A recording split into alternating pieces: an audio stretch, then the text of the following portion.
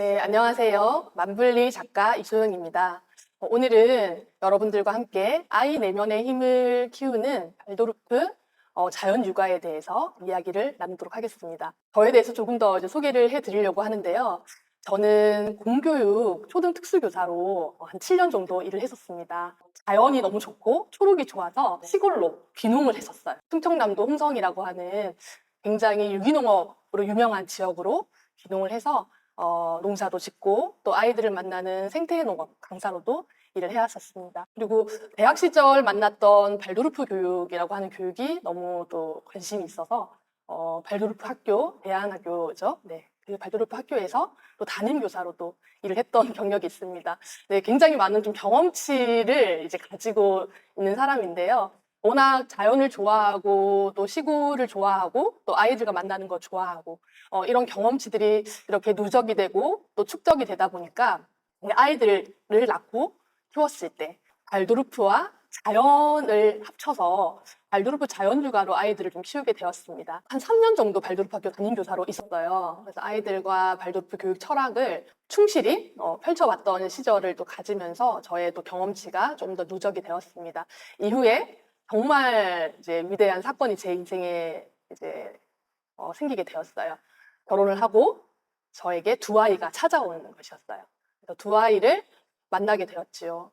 제가 자연을 사랑하는 마음과 또 발도르프 교육의 경험을 가지다 보니까 아이들도 좀 자연스럽게 만나고 싶다 이런 마음을 가지고 자연주의 출산도 하게 되었습니다. 두 아이들이 제 뱃속에 찾아왔을 때 나는 분명히 자연스러운 과정을 통해서 아이들을 만날 거다라고 예상을 하고 또 계획을 했었어요. 그래서 자연주의 출산이라고 그런 약물이나 의료진의 좀 과대한 개입 없이 아이들을 출산하는 그런 방법이 있습니다. 저는 조산원이라고 하는 곳에서 아이들을 좀 출산을 하려고 이제 계획을 했었는데 사실 이 과정을 통해서도 좀 큰 깨달음을 얻었었는데 아이들을 그렇게 저희 첫 아이를 그렇게 자연주의 방법으로 낳지는 못했어요. 왜냐하면 이제 열심히 이제 진동을 하다가 좀 아이가 많이 힘들어 해가지고 한밤중에 좀 급하게 구급차를 불러서 네, 큰 대학병원에 가서 아이를 이제 수술로 낳게 되었습니다. 원래 제 가치관과 또 다르게 아이를 출산했지만 또 그 과정을 겪으면서도 내가 내 삶의 모든 것을 통제할 수 없고 통제하지 않아도 되겠구나라는 좀 그런 깨달음을 얻었었어요. 그래서 오히려 더 그걸 넘어서는 자유를 저에게 좀 맛보게 해준 것이 저의 출산의 경험이었고요. 그렇게 첫째와 둘째를 제 삶에서 이제 만나게 되었고 두 아이를 키우면서 정말 재밌었어요. 정말 즐겁고 지금도 이제 그 과정은 이어지고 있고요. 그 10년 동안의 경험치를 이번에 이제 책으로 내게 되었는데 두 아이를 만나면서 발도르프 자연 육아라고 하는 그런 내용으로 아이들을 양육해 왔었습니다. 그래서 중요한 거는 리듬 생활이고 또 아이들에게 감각을 충분히 느끼게 하는 것이고 또 자연에서 자유롭게 놀게 하는 것 그리고 아이들에게 과도한 어떤 학습을 미리 주지 않고 좀 적게 교육을 시켜주는 것 그런 것들을 좀 염두에 두고 아이들을 길러 왔었습니다. 여기서 발도르프라는 제가 단어를 굉장히 많이 얘기를 했는데 발도르프가 익숙하신 분도 계시겠지만 또 그렇지 않은 분들도 계실 것 같아요. 발도르프 교육에 대해서 잠깐 소개를 해드리려고 합니다. 발도르프 교육은 루돌프 슈타이너라고 하는 그런 독일의 철학자가 창시한 교육이고요. 정신세계와 어떤 영혼세계의 중요성을 강조했습니다. 우리가 지금 이렇게 제가 몸이 있잖아요. 몸이 있고 제 안에는 어떤 영혼이라는 것이 있고 제 너머에는 정신이라는 것이 있습니다. 이 세 가지의 중요성을 강조한 것이 인지학이라고 하는 학문인데 발도르프 교육은 이 인지학의 기반에서 나오게 된 교육 철학입니다. 아이들이 원래 가지고 온 어떤 개인성이라고 하는 씨앗이 있습니다. 지금 현재의 대부분의 좀 교육은 이 아이들에게 무엇을 더 줄까, 더 어떻게 하면 가르칠까라고 하는 것에 좀 주안점을 두고 있다면 발도르프 교육은 이 아이가 원래 가지고 온 개인성을 어떻게 발전시켜주고 어떻게 그 힘을 키울 수 있을까라고 해서 어떻게 이 아이를 깨워줄까라고 하는 그 점에 초점을 두고 있습니다. 그래서 슈타이너가 이렇게 얘기를 했습니다.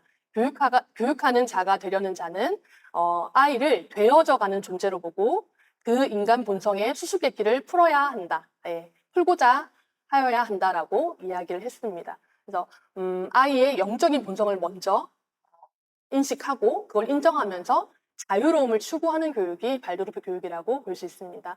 어떻게 보면 100년 전에 이렇게 만들어진 교육인데 굉장히 미래적인 이야기를 하고 있다는 생각이 들어요. 그래서 유네스코 세계교육장관 회의에서 이 발도르프 교육을 21세기 교육 모델로 선정하기도 했어요. 그만큼 교육 내용이나 교육의 방법들이 아이에게 굉장히 초점을 두고 있고 아이의 본성, 아이를 관찰하기, 아이 내면의 씨앗에 초점을 두고 있습니다. 네, 그래서 그런 교육 철학으로 아이를 바라보고 저도 교육을 실제로 해왔었고요. 그리고 우리 인간을 바라볼 때 인간이 머리와 가슴과 이 팔, 다리라고 하는 이 사지를 가진 존재라고 보고 이 머리, 가슴, 사지를 어떻게 하면 더 조화롭게 할 수 있을까라고 해서 그 교육을 그렇게 할 수 있는 교육을 해나가는 그런 교육 철학이라고 보시면 됩니다. 그래서 교육의 모든 활동, 모든 시간에 아이의 사고, 감성, 의지에 조화를 담는 그걸 돕는 교육 방법을 채택하고 있습니다. 그래서 저도 그 방법들을 배우면서 너무너무 즐거웠고요. 그래서 저희 아이들을 키우면서도 발도르프 교육 철학으로 아이들을 좀 키워왔었습니다.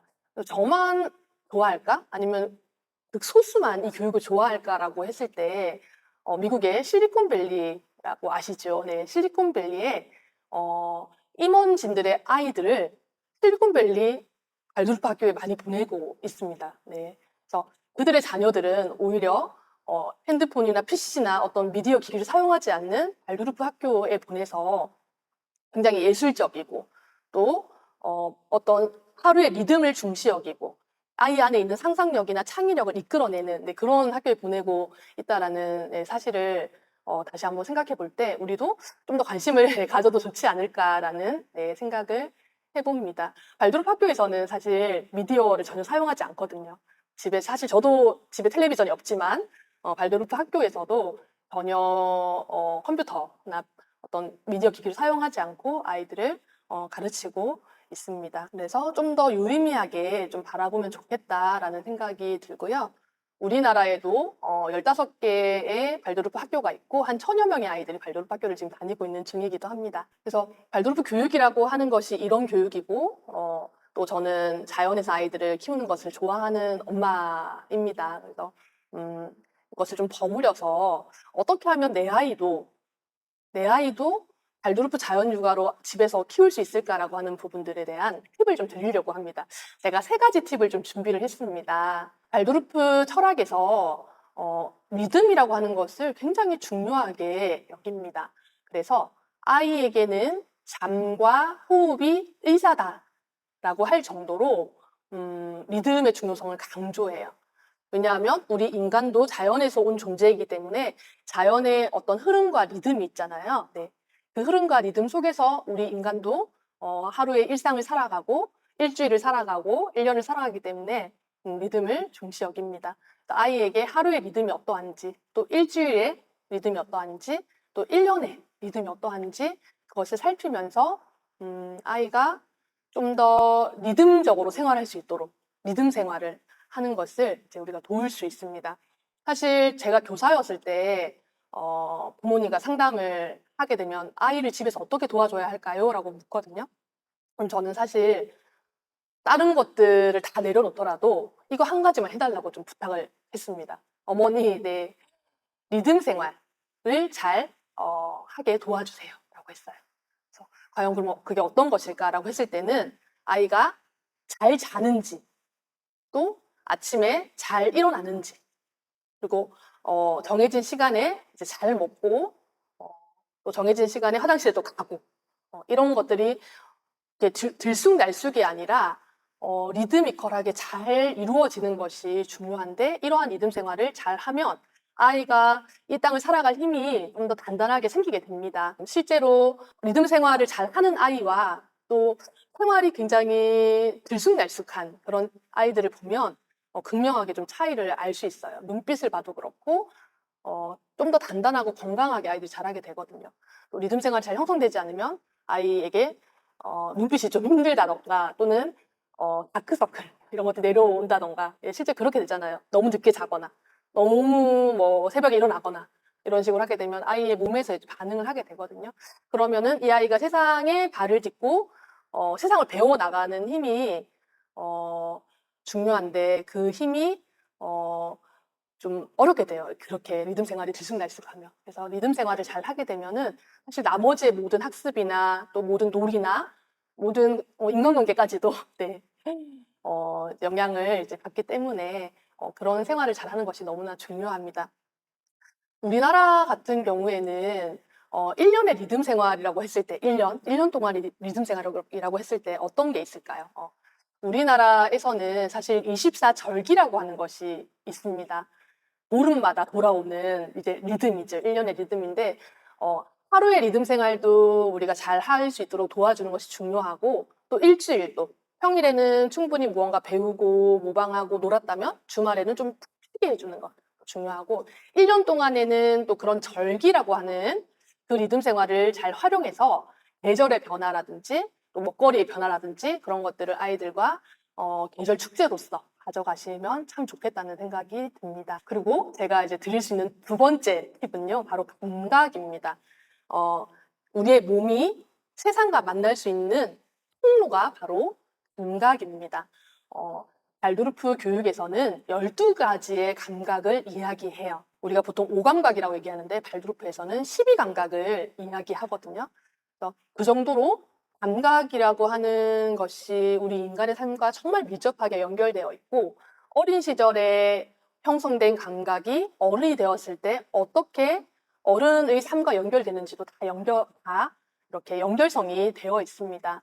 그래서 감각적으로 아이들과 놀고 감각적으로 아이들을 양육하는 것이 참 중요합니다. 지금은 그 중에서 4가지 감각을 좀 소개시켜 드리려고 해요. 12가지의 감각을 다 하기에는, 다 말씀드리기에는 시간이 부족해서 4가지 감각을 말씀드리려고 하는데, 속감각, 생명감각, 고유운동감각, 균형감각을 이제 말씀드리려고 합니다. 이 4가지 감각은 우리 모든 감각을 이루는 가장 기초 감각이라고 보시면 됩니다. 태어나서부터 유아기 또는 초등 시기까지 굉장히 탄탄하게 형성되어야 할 감각이기 때문에 하위 감각 또는 기초 감각이라고 이제 부르는 영역입니다. 먼저 촉감각은 우리가 세상에 태어났을 때 가장 먼저 만나게 되는 감각입니다. 이렇게 만져봄으로써 서로 느낄 수 있는 어떤 그런 감각인데 엄마 뱃속에서 태어났을 때 가장 먼저 경험하게 되는 감각이고요. 이 감각을 충분히 자극하고 건강하게 형성했을 때 우리가 서로 이렇게 터치를 하게 되면 내가 있고 내 앞에 다른 타인이 있다는 것을 느끼게 됩니다. 그래서 만져봄으로써만 알 수 있는 나와 너 사이의 어떤 적정선, 경계 그런 것들을 촉감각을 통해서 형성하게 되는데요. 이렇게 건강하게 형성된 촉감각은 훗날 아이가 다른 타인과 관계 맺기를 할 때 얼마나 건강하게 관계 맺기를 할 수 있는가에서 드러나기 때문에 굉장히 중요한 감각입니다. 그래서 발도르프 교육이라고 하면은 굉장히 발도르프 인형들이 굉장히 부드럽고 또 천을 이용해서 아이들과 많이 노는데 가급적이면 부드럽고 좀 아름다운 촉감각을 느낄 수 있도록 아이들에게 그런 놀잇감을 제공하는 것이 중요합니다. 그리고 부모님들 같은 경우에 촉감각을 어떻게 형성해 줘야 될까요? 라고 어려워하시는 부분이 있다면 가장 쉬운 거 한 가지, 네, 바로 마사지를 해주라는 것입니다. 아이가 밤에 잠을 자기 전에 향긋한 오일이든 또는 향긋한 로션 등을 이용해서 아이에게 충분히 마사지를 해주면서 사랑을 표현하면 아이의 촉감각이 제대로 형성이 되고 또 사랑의 어떤 정서까지도 줄 수 있으니까 굉장히 좋은 방법이라고 저는 늘 소개를 하고 다니고 있습니다. 네. 자, 두 번째 하위 감각은 바로 생명 감각입니다. 5감각 속에 포함되지 않는 새로운 감각이어서 생소하실 수도 있을 것 같아요. 생명 감각은 이렇게 몸을 만졌을 때 아파 봐야지만 내 몸이 존재하는구나. 어디가 다쳐보면은 우리가 이 곳이 존재하는 것을 알 수 있잖아요. 아파보고 힘들어 봐야지, 이거 소중했구나. 라고 하는 느낄 수 있는 그런 이제 감각입니다.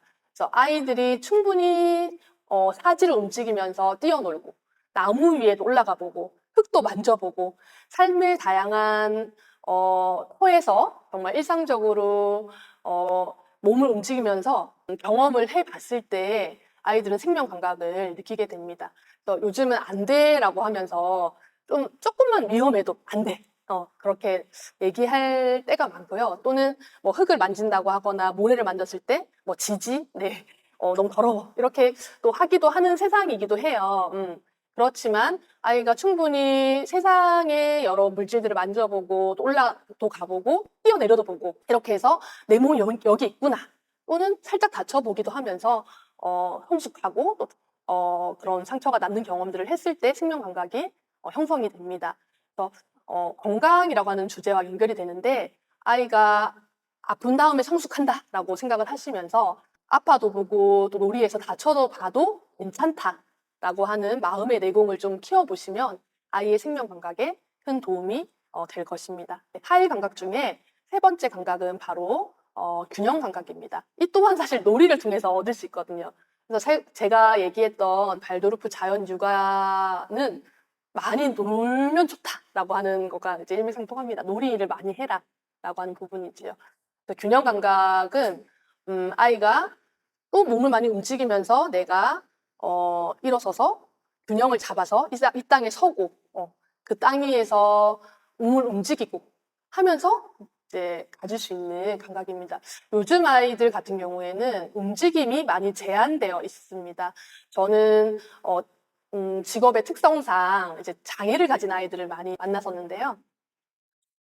확실히 요즘 아이들이 움직임이 좀 덜해지고 가까운 거리도 차로 이동하고 그러다 보니까 충분히 움직이지 못해서 이런 균형 감각이 형성되지 않는 경우가 많더라고요. 그래서 이런 감각들도 이제 길러주시면 좋을 것 같습니다. 네 번째 감각은 바로 부유 운동 감각인데 움직임을 통해서 이 자리에서 이 자리까지 갈 수 있는 그런 경험들을 많이 해보는 것들이 중요합니다. 그래서 목표점을 향해서 나아갈 수 있는 그런 힘을 키우게 되는 감각입니다. 제가 3가지 팁을 드린다고 했는데 마지막 팁은 적기 교육입니다.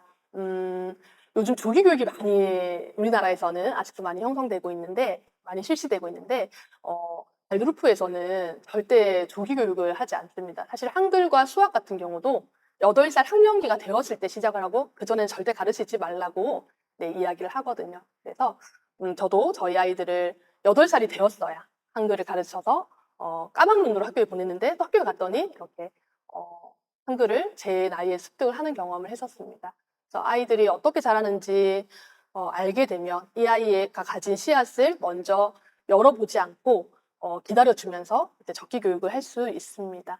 그래서 아이들이 가진 내면의 힘을 믿어주고 키워주면서 기다려주는 그런 적기 교육을 우리 해보시면 어떨까 그런 추천을 드립니다. 이상으로 아이 내면의 힘을 키우는 발도르프 자연육아에 대해서 소개해드렸습니다. 감사합니다.